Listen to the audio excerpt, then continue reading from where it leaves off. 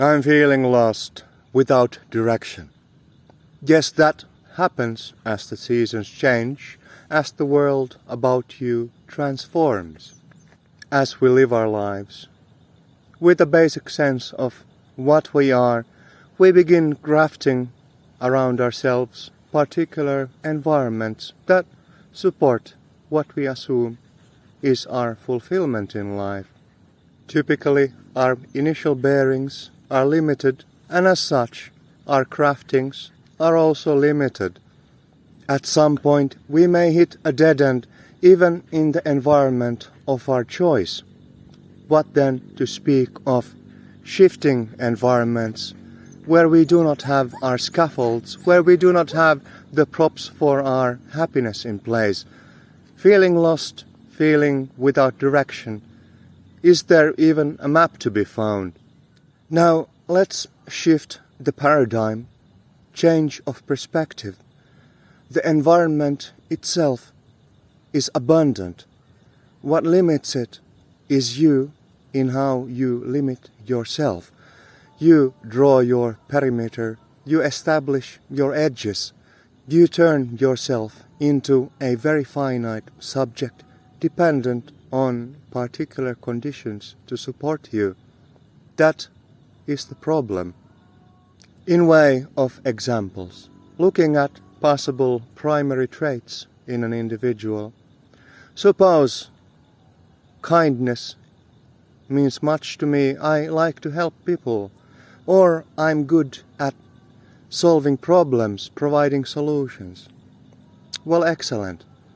However, if you have wired yourself to only help people in particular ways or solve particular kinds of problems, then when the environment does not provide you with those specific bearings, you are lost, even while there would be plenty of help needed in the environment and many the problems to be solved. So if you're lost, if you're looking for direction, first of all, look within you, beyond the surface persona that you've crafted for yourself. Look into your deeper traits, look into your deeper potentials. And then again, look at the environment, look at the deeper needs, deeper potentials in your environment. Begin bridging these two together without hang-ups over a specific application. The details do not matter. The details are easily adjustable. If you are caught up on the specific configuration of what you are very, very dependent on your preferred context, and as life changes, you can never ever fix yourself in a particular state, in a particular environment. Then you will be lost, you will be disappointed, you will be disoriented because of the way you have limited yourself. If you limit yourself to a particular vehicle, I will only ever drive a monster truck, even be it a narrow back alley. I will only ever drive a race car, even on the off-road mountains. Then where is the problem? What seems to be the necessary solution is not the widening of roads and the paving of the off-road terrain, but it is for you to adapt, change, adjust your vehicle to match the lay of the land. And in this vehicle of ours, in our minds, our awareness, the change can happen at the press of a button if we are amenable to change. If we are not, change is extremely difficult. But then again, if we are not, we will be lost over and over again as the terrain inevitably changes in our lives. Then rise beyond the context specifics. Kindness of any kind, in any way. Problem solving in any context. Peace, tranquility, in whichever terms where reconciliation is possible, rather than in a particular framing that you are habituated to. You will have bearings. The environment itself will provide you with direction. We need not even call it the universe. It is much more intimate and very much in front of your nose, if only you open your eyes to it. But you must first of all open your eyes to the fullness of what you might be, what you can be, if only you are willing to become all that could ever be. If you reflect all that is, you become a mirror image of all that is. The capacities will grow, the inspiration, the flow will be there when you open yourself to it. If you do not, if you shut your doors, I am this way, fixed and forever, then there you are in your little box, and whose fault is it? It is not the fault of the environment or the universe for not adapting to your preference, for not becoming exactly what you would hope for it to be. No, rather, we yield before the environment and the universe in the terms that are unavoidable. You can only push your wonky alien vehicle so far into the fabric of what is. You will create unnecessary friction, trying to force your way and trying to assert your persona, your particular wiring, where it is not called for, where it does not support what the environment requires. In service to all that is, we establish our baseline.